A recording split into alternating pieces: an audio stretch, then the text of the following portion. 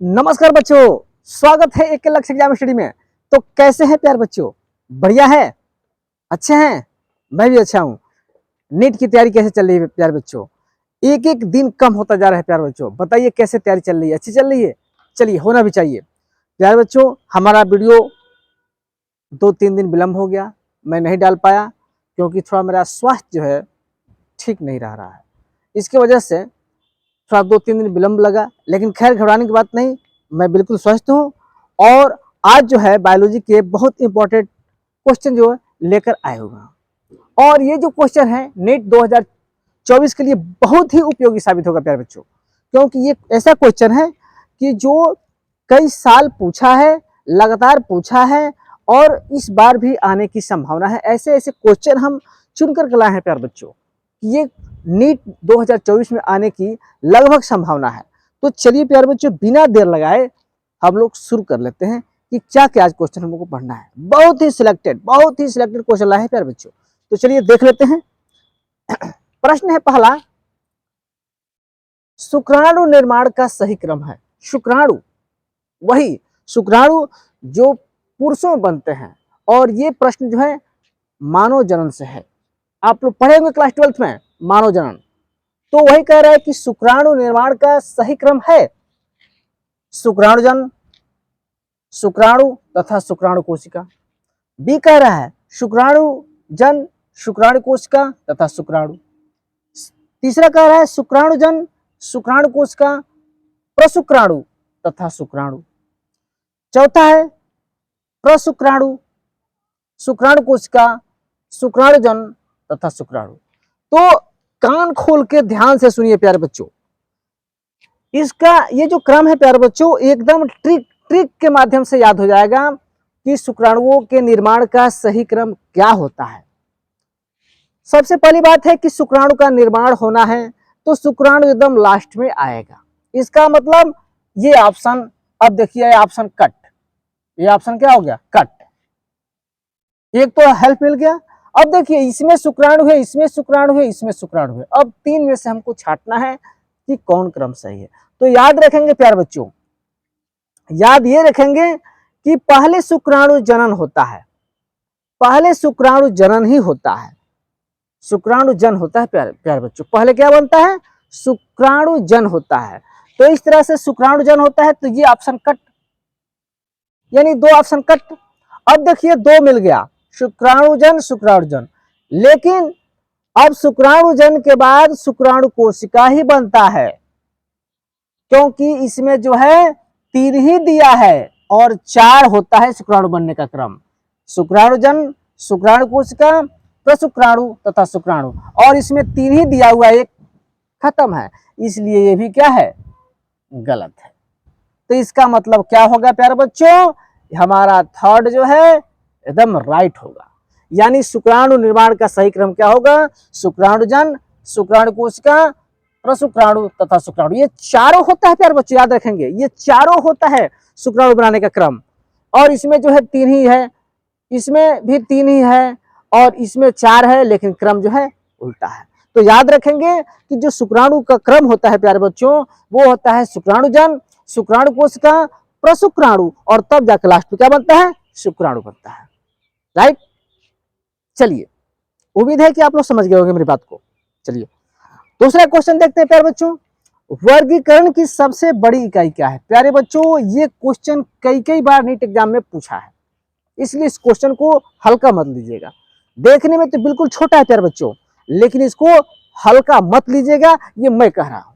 चलिए, तो वर्गीकरण की सबसे बड़ी इकाई क्या है? सबसे बड़ी इकाई प्यारे बच्चों, क्योंकि कई बार प्रश्न सबसे छोटी इकाई भी बना है। तो इस तरह से प्यारे बच्चों याद रखेंगे कि वर्गीकरण की सबसे जो बड़ी इकाई पूछे तो वो क्या होगा? वंश होगा कि जगत होगा कि गण होगा कि जाति होगा? तो याद रखेंगे सबसे बड़ी इकाई अगर पूछा वर्गीकरण का प्यारे बच्चों, तो वो जगत बताएंगे। क्या बताएंगे? जगत। और यही नोट पॉइंट में हम बता दे रहे हैं, एक्स्ट्रा शॉर्ट, ये एक्स्ट्रा शॉर्ट या नोट पॉइंट में बता दे रहे हैं प्यारे बच्चों कि अगर वर्गीकरण की सबसे छोटी इकाई पूछे, यानी अगर पूछ दे वर्गीकरण की सबसे छोटी इकाई, वर्गीकरण की सबसे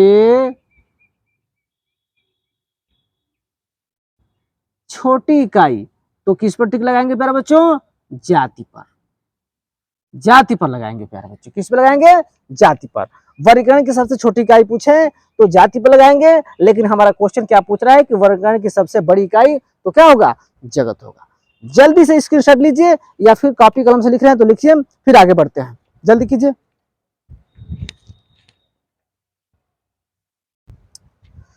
तो अगला क्वेश्चन हमारा है दोस्तों तीसरा, और बहुत ही प्यारा, बहुत ही लाजवाब और प्यारा क्वेश्चन है प्यारे बच्चों। ये क्वेश्चन आप लोगों को देख करके समझ गए होंगे कि कितना महत्वपूर्ण और इंपॉर्टेंट क्वेश्चन है। देखिए क्या कह रहा है, निम्न में से कौन जन्म नियंत्रण हेतु एक वैध विधि, एक वैध जो है विधि है, वैध, ठीक ना। अब देखिए, क्या एक दिन के अंतराल से संभोग, उपयुक्त दवाइयों द्वारा गर्भपात, तीसरा है आवर्त चक्र के 10 से 17 दिनों के मध्य मैथुन या संभोग से बचाव, और चौथा है उपरोक्त। आप लोग जानते हैं प्यारे बच्चों कि जो देश है हमारा वो जनसंख्या नियंत्रण के लिए प्रयास कर रहा है लेकिन असफल है। अब देखिए उसी से संबंधित क्वेश्चन है प्यारे बच्चों, निम्न में कौन से जन नियंत्रण हेतु एक वैध विधि है? क्या एक दिन के अंतराल से संभोग, क्या ये देखने में सही लग रहा है? क्या ऐसा करने से नियंत्रण संभव है? बिल्कुल नहीं है, क्योंकि ऑप्शन बिल्कुल ही गलत है, तो ये ऐसे ही कट गया। चलिए, उपयुक्त दवाइयों द्वारा गर्भपात, क्या ये सही है कि गर्भ ठहरे और उसको दवाई खा करके नष्ट करते, गर्भपात करते? ये भी सही नहीं है, तो इस तरह से ये भी कट। तीसरा है आवर्त चक्र के, अब देखिए जब ये उपरोक्त सब कह रहा है और दोनों ऑप्शन गलत हो गया तो ऐसे ही गलत हो गया। अब बताइए, अब बताइए बचा ही क्या? यानी आवर्त चक्र के 10 से 17 दिनों के मध्य मैथुन या संभोग से बचाव, यानी कहने का मतलब जब पीरियड आता है तो उस पीरियड के दौरान 10 से 17 दिन के मध्य जो है मैथुन या संभोग करने से बचे। इस तरह से बचाव करके जन्म नियंत्रण हेतु एक वैध विधि मान सकते हैं। बोलिए समझे कि नहीं? एकदम बिल्कुल लाजवाब है ये ऑप्शन, और बच्चे आप लोग समझ रहे हैं तो इसमें कोई दिक्कत नहीं होनी चाहिए। तो चलिए हमारा ऑप्शन जो है थर्ड यानी तीसरा जो है सही है।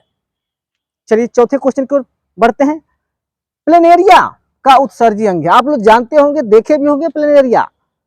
बायोलॉजी जो लड़के पढ़े होंगे क्लास 12 में बढ़िया से, वो प्लेनेरिया को बनाए भी होंगे और उसके बारे में डिटेल पढ़े भी होंगे। तो वही क्वेश्चन है कि प्लेनेरिया का उत्सर्जी अंग है क्या है?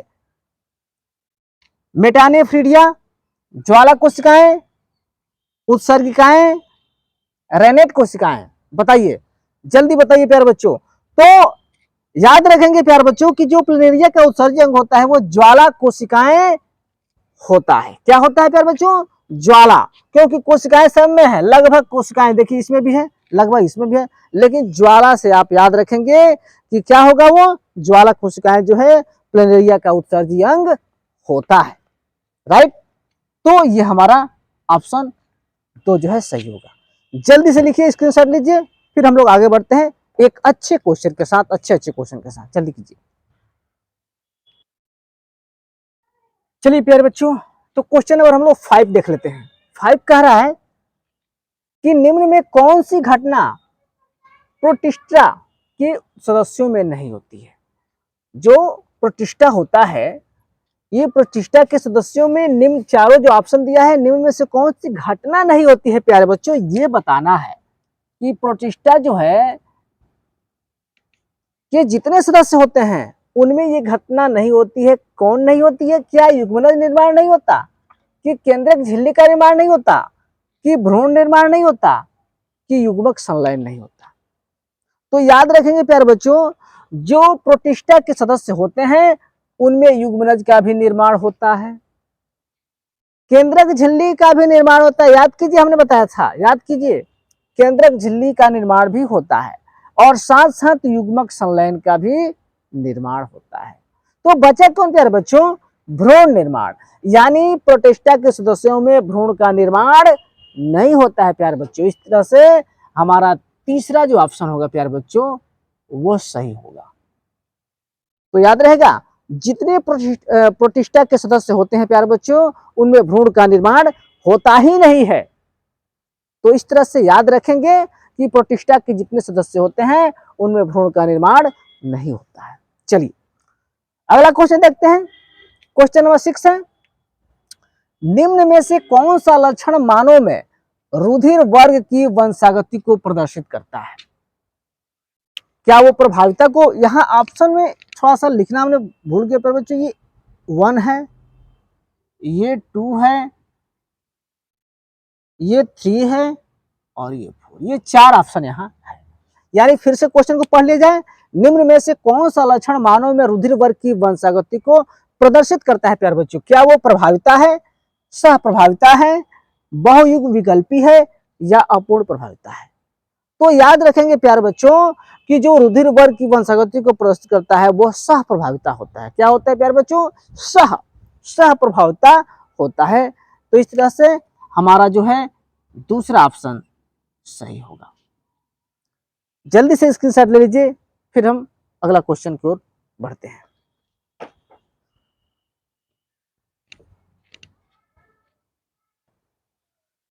हाँ तो प्यारे बच्चों हम लोग अब 7 क्वेश्चन पे पहुंचे हैं। 7 कह रहा है प्यारे बच्चों कि काकरोच के मस्तिष्क में कौन सी संरचना मस्तिष्क को दर्शाती है? प्यारे बच्चों बहुत ही अच्छा क्वेश्चन है ये। काकरोच के मस्तिष्क में कौन सी संरचना मस्तिष्क को दर्शाती है? क्या अधिग्रसनी गुच्छक, क्या अधोग्रसनी गुच्छक, क्या अधिग्रसिका गुच्छक और क्या अधोग्रसिका गुच्छक? देखेंगे आप लोग, अधिग्रसनी है और ये अधोग्रसनी है। ध्यान देंगे, अधिग्रसनी है और ये अधोग्रसनी है, एक ही मत समझेंगे आप लोग, क्योंकि ये अधिग्रसनी गुच्छक है और ये क्या है? अधोग्रसनी गुच्छक है। ये है अधिग्रसिका गुच्छक और यह है अधोग्रसिका गुच्छक। तो याद रखेंगे प्यारे बच्चों कि काकरोच के मस्तिष्क में जो संरचना मस्तिष्क को दर्शाती है वो क्या होती है? तो वो होती है अधिग्रसिका गुच्छक। याद रखेंगे क्या?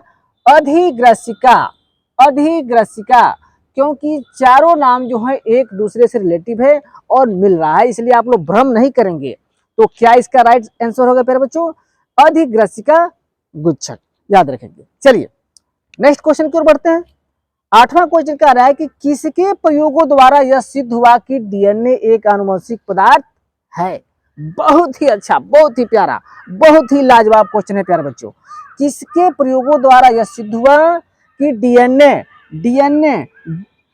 एक आनुवंशिक पदार्थ है? क्या वो ग्रिफिथ्स के द्वारा, क्या वो हर्शे चेज के द्वारा, एवरी मैकलियार्ड और मैकार्टी के द्वारा या हरगोबिंद खुराना के द्वारा? तो बहुत अच्छा और आसान क्वेश्चन है प्यारे बच्चों, और आप लोग इसका आंसर आसानी से दे लेंगे। और हम जानते हैं कि इसका क्या होगा? हाँ बिल्कुल वही, हर्शे एवं चेज के द्वारा, ठीक ना। ये इसके प्रयोग द्वारा यह सिद्ध हुआ कि डीएनए जो है क्या है? एक आनुवंशिक पदार्थ है। तो याद रहेगा ना। तो इसलिए हमारा ये ऑप्शन बी जो है, यानी बी मतलब 2, दूसरा ऑप्शन जो है सही है। चलिए 9वां क्वेश्चन को बढ़ते हैं।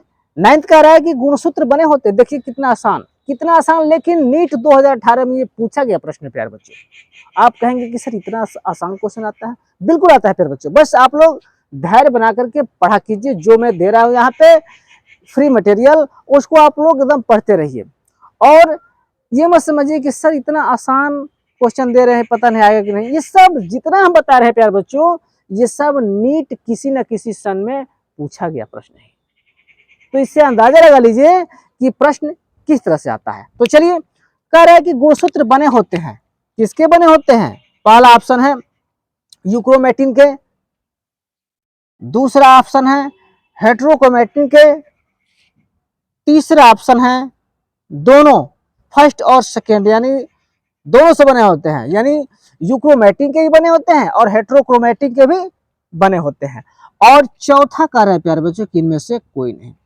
तो याद रखेंगे प्यारे बच्चों इसको कि जो गुणसूत्र बने होते हैं यूक्रोमेटिन के भी बने होते हैं और हेट्रोक्रोमेटिन के भी बने होते हैं। यानी ऑप्शन हमारा 3, यानी तीसरा, यानी दोनों ए व बी से बने होते हैं। यानी डीएनए यानी ये गुणसूत्र बने होते हैं किसके? यूक्रोमेटिन के और हेट्रोक्रोमेटिन के। तो ये हमारा तीसरा जो है सही होगा। चलिए तो तो इस तरह से प्यारे बच्चों जल्दी से लिखिए, फिर हम लोग आगे बढ़ते हैं। हाँ प्यारे बच्चों, अब हम लोग 10वें क्वेश्चन की ओर बढ़ेंगे और लास्ट क्वेश्चन होगा प्यारे बच्चों, क्योंकि आज जो है इतना ही आज हम प्रैक्टिस करवा पाएंगे, क्योंकि थोड़ा कुछ प्रॉब्लम है। फिर अगले दिन जो है हम बहुत सारे क्वेश्चन लेके आएंगे। चलिए देख लेते हैं इसको। कह रहे डीएनए के अर्ध संरक्षित द्विगुणन का प्रायोगिक प्रमाण, यानी प्रयोगों द्वारा प्रमाण सर्वप्रथम किसमें देखा गया? क्या पौधों में देखा गया, या बैक्टीरिया में जीवाणु में देखा गया, या कौकों में देखा गया, या वायरस में देखा गया? तो प्यारे बच्चे याद रखेंगे ये क्वेश्चन बहुत ही आसान है, लेकिन ये 2018 में पूछा गया है प्रश्न। ये 2018 में पूछा गया। मैं बार बार कह रहा हूं प्यारे बच्चों कि जितना क्वेश्चन यहाँ हम आपको सामने प्रस्तुत कर रहे हैं, दिखा रहे हैं, बता रहे हैं, ये सारा क्वेश्चन जो है किसी न किसी सत्र में पूछा गया है नीट एग्जाम में। इसको अन्यथा मत लीजिएगा। ये जितने क्वेश्चन बता रहे हैं प्यारे बच्चों, ये किसी न किसी साल में ये पूछा गया है नीट एग्जाम में। तो यही क्वेश्चन जो है 2018 में पूछा गया है। तो सही इसका आंसर बताइए कि डीएनए के अर्ध संरक्षित द्विगुणन का प्रायोगिक प्रमाण सर्वप्रथम किसमें देखा गया? क्या पौधों में देखा गया, कि विषाणु में देखा गया, कि जीवाणु में देखा गया, कि कॉक में देखा गया? बताइए जल्दी, फास्ट कमेंट बताइए, जल्दी कीजिए। हाँ, तो ये जो है सर्वप्रथम प्यारे बच्चों ये जीवाणुओं में देखा गया, बैक्टीरिया में देखा गया प्यारे बच्चों। तो इस तरह से ये जो है प्यारे बच्चों आज जो है हम इतना ही रखते हैं क्वेश्चन। 10 ही मात्र आज बता पाए, लेकिन हाँ क्वेश्चन एकदम चुन चुन कर लाए थे। तो इस तरह से प्यारे बच्चों ये हमारा वीडियो कैसा लगा आप कमेंट बॉक्स में जरूर कमेंट करेंगे। और हाँ, अगर चैनल पर नए हैं तो प्लीज़ चैनल को सब्सक्राइब कर दीजिए, ताकि पहला जो भी मैं वीडियो अपलोड करूं उसका नोटिफिकेशन सबसे पहले आपके मोबाइल पर जाए। तो इस तरह से प्यारे बच्चों ये हमारा वीडियो कैसा लगा कमेंट बॉक्स में जरूर कमेंट करेंगे। तब तक लव यू, बाय बाय।